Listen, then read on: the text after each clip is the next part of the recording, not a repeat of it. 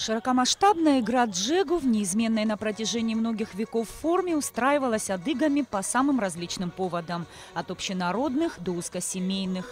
Ее размах всегда грандиозен и по количеству участников, и по продолжительности, и по насыщенности программы.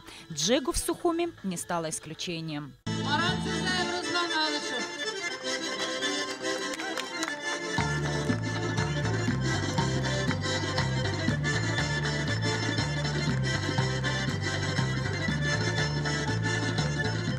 На захватывающее зрелище сюда, на набережную Махаджиров, пришли посмотреть сотни людей. Не каждый с первых минут понимал, что за действо происходит. Но зажигательная кавказская мелодия проникала в сердце и душу и не оставила равнодушным никого. Мы еще раз приехали для того, чтобы это уже 4-й год, чтобы пообщаться, чтобы знали друг друга, чтобы укреплялись наши связи, наши корни, наша история.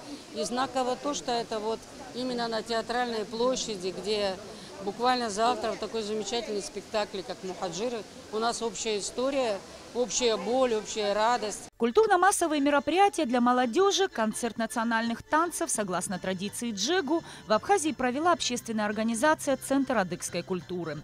Это не первая возможность прикоснуться к культурному наследию Адыгеи, но сделать это таким интересным и необычным способом раньше мало кто пробовал. Организаторам удалось создать вечеринку, в которой гармонично сочетались традиции и современность, так как джегу, душа танца, является мостом, перекинутым из нашей обыденной жизни к воздушным замкам свободного духа танца.